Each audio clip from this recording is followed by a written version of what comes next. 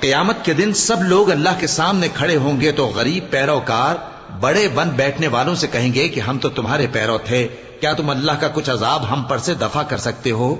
وہ کہیں گے کہ اگر اللہ ہم کو ہدایت کرتا تو ہم تم کو ہدایت کرتے۔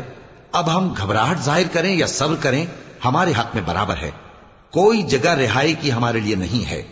اور جب حساب کتاب کا کام فیصل ہو چکے گا تو شیطان کہے گا جو وعدہ اللہ نے تم سے کیا تھا وہ تو سچا تھا، اور جو وعدہ میں نے تم سے کیا تھا وہ جھوٹا تھا، اور میرا تم پر کسی طرح کا زور نہیں تھا۔ ہاں، میں نے تم کو گمراہی اور باطل کی طرف بلایا تو تم نے جلدی سے اور بے دلیل میرا کہنا مان لیا۔ تو آج مجھے ملامت نہ کرو، اپنے آپ ہی کو ملامت کرو۔ نہ میں تمہاری فریاد رسی کر سکتا ہوں اور نہ تم میری فریاد رسی کر سکتے ہو۔ میں اس بات سے انکار کرتا ہوں کہ تم پہلے مجھے شریک بناتے تھے۔ بے شک جو ظالم ہیں ان کے لیے درد دینے والا عذاب ہے۔ اور جو ایمان لائے اور عمل نیک کرتے رہے وہ بہشتوں میں داخل کیے جائیں گے جن کے نیچے نہریں بہ رہی ہیں۔ اپنے پروردگار کے حکم سے وہ ہمیشہ ان میں رہیں گے، وہاں وہ ہر ملاقات پر ایک دوسرے کو سلام کہیں گے۔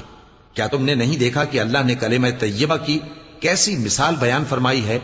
وہ ایسی ہے جیسے پاکیزہ درخت جس کی جڑ مضبوط ہو اور شاخیں آسمان میں پھیلی ہوں۔ وہ اپنے پروردگار کے حکم سے ہر موقع پر پھل لاتا ہو، اور اللہ لوگوں کے لیے مثالیں بیان فرماتا ہے تاکہ وہ نصیحت حاصل کریں۔ اور ناپاک بات یعنی غلط عقیدے کی مثال ناپاک درخت کی سی ہے کہ وہ زمین کے اوپر ہی سے اکھیڑ کر پھینک دیا جائے، اس کو ذرا بھی قرار و ثبات نہیں۔